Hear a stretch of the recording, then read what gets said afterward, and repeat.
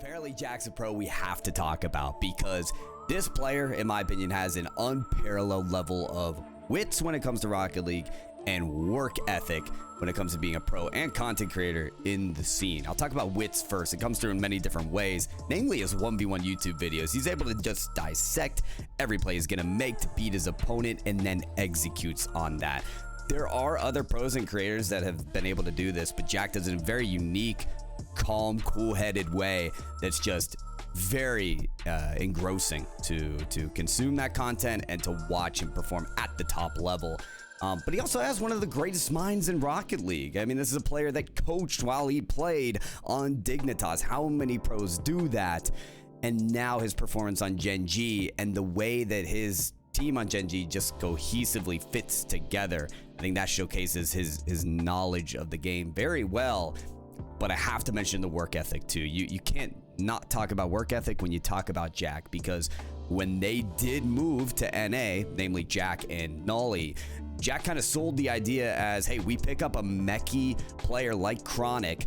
What's going to take us over the edge is our work ethic. And they worked day in, day out to get to the point where they are now.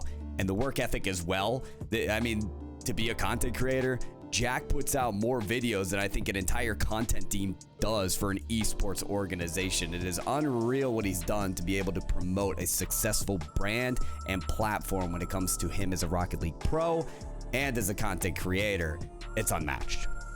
So the first point I'm going to be talking about, guys, is the turning point of the major in my eyes. So obviously the first round we played against Power and we won that 3-0 sweep, and then we come up against a strong Oxygen team who just won their first series against G2. So we're coming up against these guys, my former teammate Yoris, and quite an important match. If we win this, we go 2-0 up in the Swiss stage, which is very important. Means we'd be one win away from playoffs. And we're actually 2-0 down in the series right now. Nothing's going our way. We're just getting, to be honest, completely dominated. And as you'll see in this game, nothing really gets better. We continue to get dominated throughout this game. So the reason I'm showing you guys this is, in tournaments there are bad points that you have.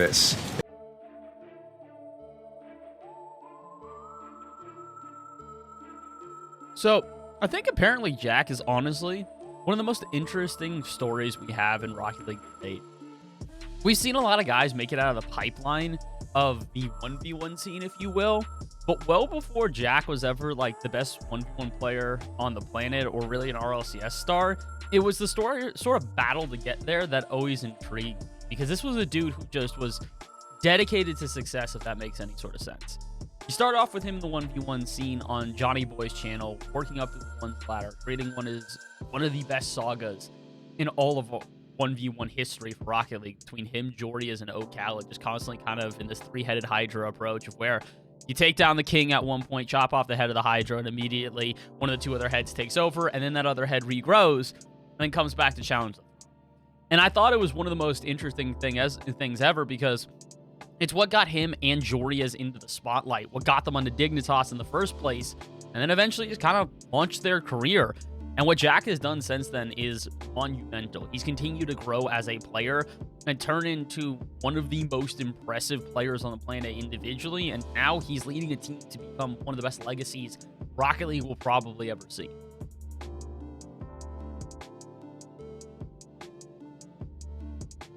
In my opinion, his performance with Dignitas was honestly kind of underwhelming.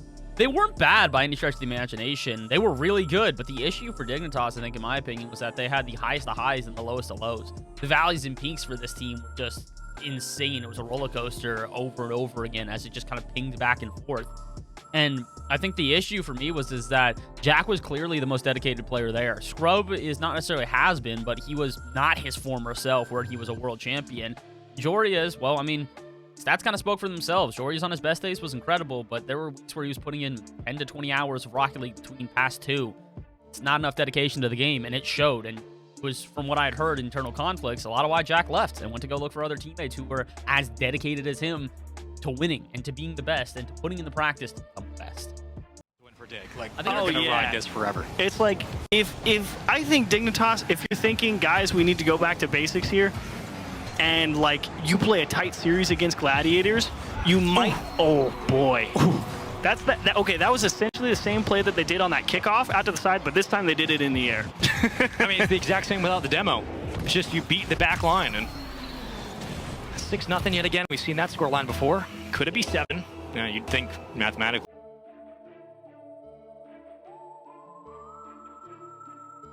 Apparently Jack's career with Dignitas and the two forms that it took over 1.5 seasons both started out with a lot of hype and a lot of success. You see him begin an RLCS X winter split with Jorias and Violent Panda. This is a roster I think a lot about when Turbopulsa was brought onto Envy with Drees and Mist. You have a world champion in Violent Panda who's now teaming with two players with a lot of promise and potential in Jack and Jorias. And they showcased that in their first split together. Really good results. They get a top 3 in that major. But then the next final split of that season comes around and their performances are lackluster. They leave more to be desired. So that's when you see the substitution in the next season of Scrubkilla in for Violent Panda. So if you think that Jack and Jorias have that 1v1 caliber and are scary in their individual tactics, look again, because now you got Scrubkilla, who has the longest reputation out of those 3 players for being scary in their individual play styles. And again, they do really well at the start, both the fall and the winter split. I think first 5 of those 6 regionals, they performed top 4. Really solid. But then in that final split, they slump. I mean, again, you have a season where Jack has a lot of peaks. I mean, this is a player, again, who was coaching as well as playing on this roster. There's a lot on this player's shoulders, and a lot of their successes can be attributed to that player. So it's still a good resume, but by the end of the season, you really see that door ajar for all 3 of those players to explore different opportunities. It's just that the next step that Jack takes was a bit more unexpected than any other player had taken.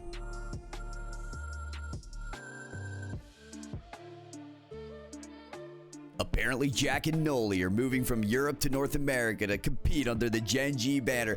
The response that was elicited around the world of Rocket League fans is something you just can't even describe. I mean, we've seen this in North America before. You had True Neutral, a team that moved from South America to North America to compete under the banner of Complexity.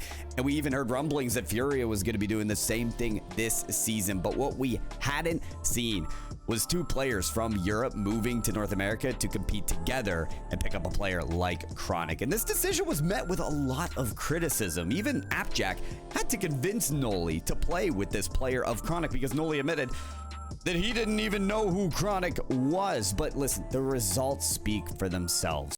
Boost, a bit of miscommunication there from Furia, and that'll sputter the attack out. Now, ApparentlyJack, upfield lost, has to go to the backboard, can't have the follow-up. Nolly flip reset, double tap, out to ApparentlyJack, and ApparentlyJack smashes it. And I'm curious, because I was looking at this from the defender's POV on Nolly's second touch. Did he let it go through? He did. He let it go down to ApparentlyJack. I think they probably should have won it with the way they played, but they've got to figure out how to convert on their opportunities. GEN.G, they didn't look pretty on defense. Now Nolly, can he go all the way? Oh my goodness! Was the GEN.G a good move for ApparentlyJack? I mean, yeah, the GEN.G move was great. I think that the GEN.G move was probably the best decision ApparentlyJack could have ever made. And it was one he didn't even know about. Listen, GEN.G is one of the best organizations on the planet. They're one of the only really profitable organizations on the planet. And on top of being profitable, they put a lot of dedication into their teams and support behind them. Jack found a platform that was willing to support him thoroughly. And that organization backed him to make an incredible move to North America, which I think has solidified his career for the rest of his life. Again, he was a good player. He was one of the biggest personalities in RLCS. But now he's going to go down as one of the best that has ever existed. And that is a lot to do with taking a risk like that and having it pay off.